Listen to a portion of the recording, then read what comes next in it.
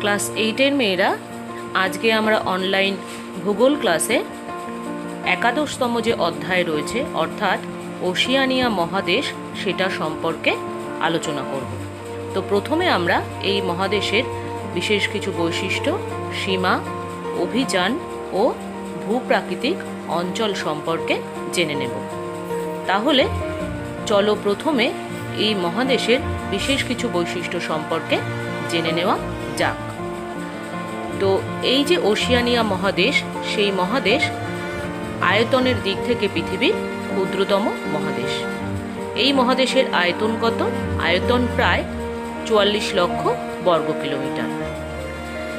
এত ছোট মহাদেশ বা ক্ষুদ্রতম মহাদেশ হওয়া সত্ত্বেও এই মহাদেশে 10,000-এর বেশি দ্বীপ রয়েছে, আর লোক সংখ্যা প্রায় 3 কোটির কাছাকাছি। আর এই মহাদেশে বেশ কিছু উদ্ভিদ এবং প্রাণী রয়েছে, এবং সেগুলোর মধ্যে কি কি রয়েছে? ক্যাঙ্গারু, ওয়ালবি, হংসচঞ্চু, কোয়ালা হচ্ছে ছোট একরকম ভল্লুক, কিন্তু তারা গাছে থাকে। এমু পাখির বৈশিষ্ট্য কি? এই পাখি উঠতে পারে না, কিন্তু উটের মতো দৌড়ায়। আর রয়েছে কিউই পাখি, যার ডানা নেই। এছাড়া এখানে উদ্ভিদের মধ্যে রয়েছে কি? ইউক্যালিপটাস উদ্ভিদ। এছাড়াও জারা, কারি প্রভৃতি চিরহরিৎ গাছ এই মহাদেশে দেখা যায়। এই মহাদেশের বেশিরভাগ অংশটাই দক্ষিণ গোলার্ধে অবস্থিত। দক্ষিণ গোলার্ধে অবস্থিত হওয়ার জন্য এই মহাদেশে শীতকাল বিরাজ করে জুন থেকে জুলাই মাস পর্যন্ত, আর গরমকাল বিরাজ করে ডিসেম্বর থেকে জানুয়ারি মাস পর্যন্ত। তো এটা কেন হচ্ছে? এই মহাদেশ দক্ষিণ গোলার্ধে অবস্থিত হওয়ার জন্য। এবার এই মহাদেশের সীমা সম্পর্কে আমরা জেনে নেব। তো এই মহাদেশ উত্তরে 15 ডিগ্রি উত্তর অক্ষাংশ থেকে, অর্থাৎ হাওয়াই দ্বীপপুঞ্জের উত্তর সীমা থেকে দক্ষিণে 47 ডিগ্রি দক্ষিণ অক্ষাংশ পর্যন্ত, অর্থাৎ নিউজিল্যান্ডের দক্ষিণ সীমা পর্যন্ত, আর দ্রাঘিমাংশগত দিক থেকে পশ্চিমে 114 ডিগ্রি পূর্ব দ্রাঘিমা, অর্থাৎ অস্ট্রেলিয়ার পশ্চিম সীমা থেকে 134 ডিগ্রি পশ্চিম দ্রাঘিমা, অর্থাৎ গাম্বিয়ার দ্বীপপুঞ্জ পর্যন্ত বিস্তৃত। পাপুয়া নিউগিনির মাউন্ট উইলহেলম এই মহাদেশের সর্বোচ্চ শৃঙ্গ, যার উচ্চতা 4,509 মিটার।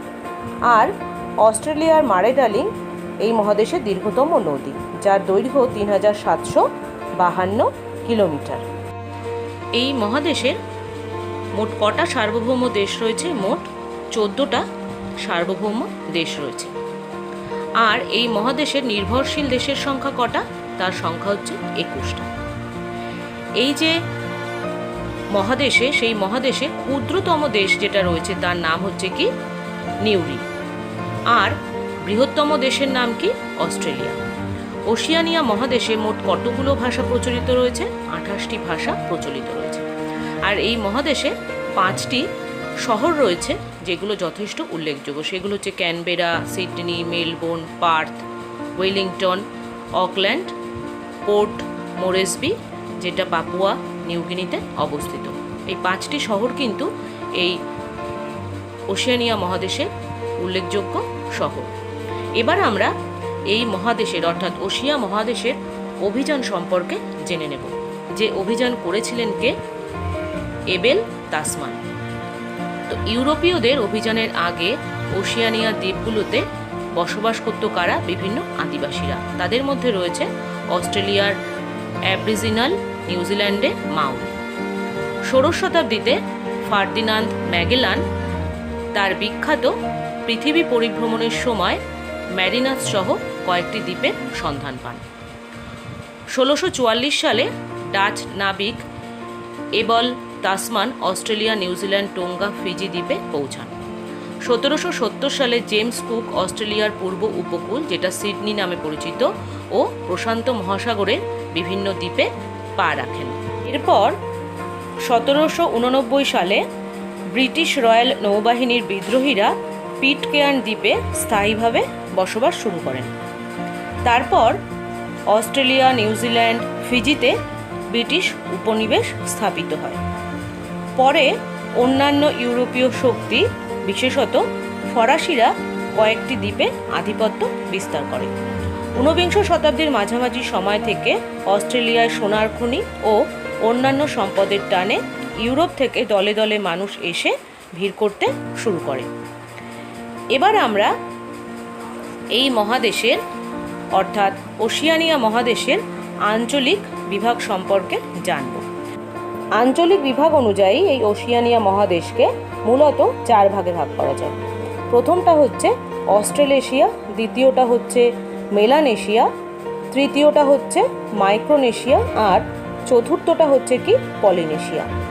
তো প্রথম যে ভাগ অর্থাৎ অস্ট্রেলেশিয়া, একে যদি আমরা সন্ধি বিচ্ছেদ করি তাহলে দুটো শব্দ পাবো, একটা হচ্ছে অস্ট্রাল আর একটা হচ্ছে এশিয়া। তো অস্ট্রাল কথার অর্থ হচ্ছে দক্ষিণ আর এশিয়া কথার অর্থ হচ্ছে দেশ।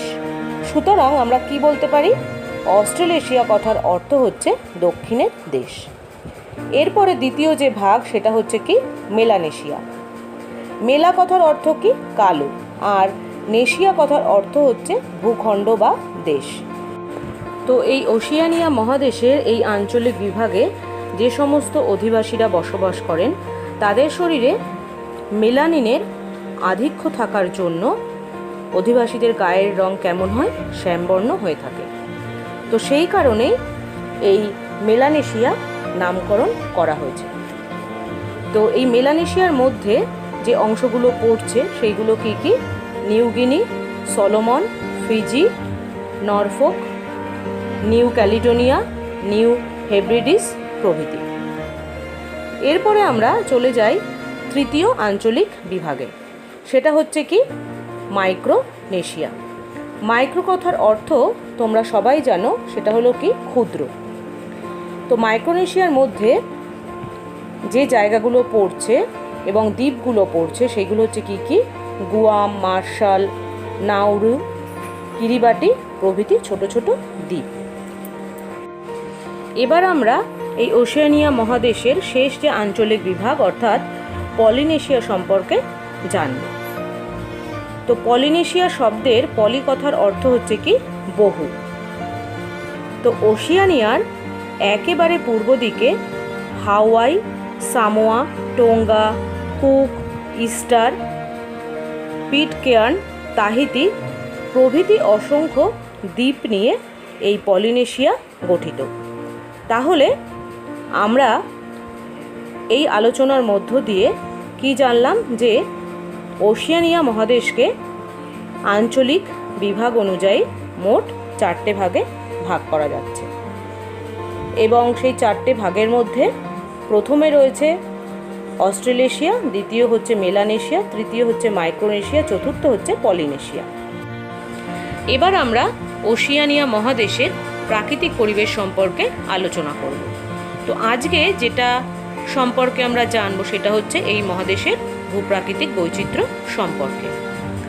তো এই ওশিয়ানিয়া মহাদেশ অসংখ্য ছোট বড় দ্বীপ নিয়ে গঠিত হয়েছে। ভূপ্রকৃতির মধ্যেও অনেক পার্থক্য এখানে লক্ষ্য করা যায়। এখানকার প্রধান ভূখণ্ডগুলোর যে ভূপ্রকৃতি রয়েছে সেইগুলো হচ্ছে, প্রথমে যেটা রয়েছে সেটা হলো অস্ট্রেলিয়ার ভূপ্রকৃতি। তো ভূপ্রাকৃতিক বৈশিষ্ট্য অনুসারে অস্ট্রেলিয়াকে 4টি অঞ্চলে ভাগ করা যায়। তো তার মধ্যে প্রথম যেটা রয়েছে সেটা হচ্ছে কি পূর্বের উচ্চভূমি। অস্ট্রেলিয়ার পূর্ব দিক বরাবর উত্তর দক্ষিণে বিস্তৃত হয়েছে একটি প্রাচীন ভঙ্গিল পর্বতশ্রেণী, যার নাম হচ্ছে গ্রেট ডিভাইডিং রেঞ্জ। এই পর্বতশ্রেণী বিভিন্ন স্থানে বিভিন্ন নামে পরিচিত। তো এখানে একটা অস্ট্রেলিয়ার ভূপ্রকৃতির চিত্র রয়েছে, যেখানে তোমরা এটা দেখতে পাচ্ছ। যেমন Darling Downs, Australian Alps, Blue Range, New England Range, Liverpool Range, আর এর মধ্যে নিউ ইংল্যান্ড রেঞ্জের মাউন্ট কোসিয়াস্কো হচ্ছে অস্ট্রেলিয়ার সর্বোচ্চ শৃঙ্গ, যার উচ্চতা 2230 মিটার। পাশে একটা মানচিত্র রয়েছে, সেখানে দেখো সমস্ত ভাগগুলো, যে 4টে ভাগে কিন্তু রয়েছে।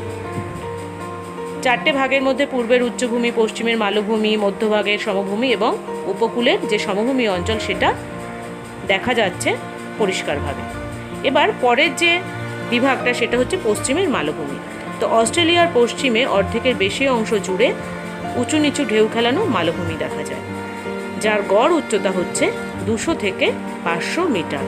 পাশের মানচিত্রে তোমরা দেখো রয়েছে সেটা।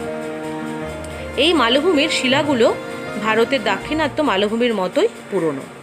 পূর্ব এবং পশ্চিমে কয়েকটা ছোট ছোট পাহাড় দেখা যায়, মাঝখানে রয়েছে মরুভূমি অঞ্চল। এই মরুভূমি বিভিন্ন জায়গায় বিভিন্ন নাম রয়েছে, যেমন ভিক্টোরিয়া গিবসন গ্রেট স্যান্ডি মরুভূমি। মরুভূমির মধ্যে যে লবণাক্ত জলের হ্রদ রয়েছে তাকে আমরা কি বলি? প্লায়া। চিত্রে তোমরা আয়ার রক দেখতে পাচ্ছ, যেটা লাল স্যান্ডস্টোন শিলায় গঠিত এবং এটি অস্ট্রেলিয়ার পশ্চিমের মালভূমি অঞ্চলের একটি দর্শনীয় বস্তু। সূর্যোদয় থেকে সূর্যাস্ত দিনের বিভিন্ন সময় এর রং পরিবর্তন হয়। কখনো এটাকে লালচে বাদামি, আবার কখনো হলদে, আবার কখনো হালকা বেগুনি রঙের দেখতে লাগে। অস্ট্রেলিয়ার ভূপ্রাকৃতিক বিভাগের তৃতীয় যে ভাগ সেটা হচ্ছে কি মধ্যভাগের সমভূমি। তো পূর্বে গ্রেট ডিভাইডিং রেঞ্জ আর পশ্চিমে মালভূমির মাঝের অঞ্চল সমতল। গ্রে আর সেলুইন নামে দুটো উচ্চভূমি এই সমতল ভূমিকে 3টে ভাগে ভাগ করেছে। দক্ষিণে রয়েছে মারে ডার্লিং নদীর অববাহিকা বা রিভোরিনা সমভূমি, মাঝে রয়েছে আয়ার হ্রদের অববাহিকা, আর উত্তরে কি রয়েছে? উত্তরে রয়েছে কার্পেন্টেরিয়া নিম্নভূমি, যেটা কিন্তু তোমরা এই ভূপ্রাকৃতিক চিত্রে দেখতে পাচ্ছ। এই কার্পেন্টেরিয়া নিম্নভূমি অঞ্চলে শিলাস্তরের আকৃতি অনেকটা গামলার মতো। তো এই শিলাস্তর প্রবেশ্য এবং অপ্রবেশ্য শিলা দ্বারা গঠিত। প্রবেশ্য শিলাস্তরে জল প্রবেশ করতে পারে, তাই হচ্ছে এটা সম্পৃক্ত স্তর, আর অপ্রবেশ্য শিলাস্তরে জল কিন্তু মাটি ভেদ করে নিচের দিকে নামতে পারে না, তাই তাকে আমরা কি বলছি? অসম্পৃক্ত স্তর। তো ভূপৃষ্ঠের পতিত জল ভূ অভ্যন্তরে যখন চুয়ে চুয়ে প্রবেশ করে সেটা তখন কি হয়? এই সম্পৃক্ত স্তর ভেদ করে অসম্পৃক্ত স্তরে পৌঁছয় এবং সেখানে জলের গতিটা অর্থাৎ নিম্নগতি বন্ধ হয়ে যায়। তো এরকম অবস্থায় যদি আমরা এখানে কূপ খনন করি তাহলে জল পাম্পের সাহায্য ছাড়াই কিন্তু উপরের দিকে উঠে আসবে। একেই আমরা কি বলবো? আর্টিজিও কূপ। আর্টিজিও কূপ সেটা প্রাকৃতিকভাবে সৃষ্ট একটা কূপ, যেখানে অসম্পৃক্ত স্তরে জলের চাপ এতটাই বেশি থাকে যে পাম্পের সাহায্য ছাড়াই কিন্তু জল সজোরে ভূ অভ্যন্তর থেকে ভূপৃষ্ঠে বেরিয়ে আসতে পারে। এবার আমরা অস্ট্রেলিয়ার ভূপ্রাকৃতিক বিভাগের শেষ ভাগ সম্পর্কে জানব, অর্থাৎ চতুর্থতম যে ভাগটা রয়েছে বা চতুর্থতম যে অঞ্চলটা রয়েছে সেটা সম্পর্কে জানব। সেটা হচ্ছে কি? উপকূলের সমভূমি। তো অস্ট্রেলিয়ার চারপাশের উপকূলেই কিন্তু সমভূমি লক্ষ্য করা যায়, তবে সমভূমি থাকলেও এগুলো কিন্তু খুব একটা চওড়া নয়, অর্থাৎ সংকীর্ণ বা সরু। উত্তরে কার্পেন্টেরিয়া উপসাগর ও দক্ষিণে গ্রেট অস্ট্রেলিয়ান বাইটের উপকূল অঞ্চল কিছুটা চওড়া, আর উত্তর পূর্ব উপকূল বরাবর সমুদ্রের মধ্যে সমান্তরালে অবস্থান করছে পৃথিবী বিখ্যাত বৃহত্তম প্রবাল প্রাচীর, যার নাম হচ্ছে কি গ্রেট ব্যারিয়ার রিফ। এই যে গ্রেট ব্যারিয়ার রিফ, এটা অস্ট্রেলিয়ার পূর্ব উপকূলের একটা আকর্ষণীয় বৈশিষ্ট্য। অস্ট্রেলিয়ার উত্তর পূর্ব উপকূল থেকে 80 থেকে 205 কিলোমিটার দূরত্বে প্রবাল কীট জমেই সমুদ্রের মধ্যে এই আশ্চর্য প্রবাল প্রাচীরের সৃষ্টি হয়েছে। এই প্রবাল প্রাচীর সমুদ্রের উপকূলের সমান্তরালে কত কিলোমিটার পর্যন্ত প্রসারিত? 2000 কিলোমিটার পর্যন্ত কিন্তু প্রসারিত হয়েছে। আর এই প্রবাল প্রাচীর জাহাজ চলাচলে কিন্তু বিশেষভাবে বাধার সৃষ্টি করে। তো সেই কারণেই এই প্রাচীরের নাম হয়েছে কি গ্রেট ব্যারিয়ার রিফ। তোমরা সবাই জানো ব্যারিয়ার শব্দের অর্থ কি? ব্যারিয়ার শব্দের অর্থ হচ্ছে বাধা। তো জাহাজ চলাচলে বাধা সৃষ্টি করে বলেই এই প্রাচীরের নাম হচ্ছে কি গ্রেট ব্যারিয়ার রিফ। এবার তোমরা আমাদের দেশের মধ্যে কোথায় কোথায় প্রবাল দ্বীপ রয়েছে সেটা খুঁজে বের করার চেষ্টা করো।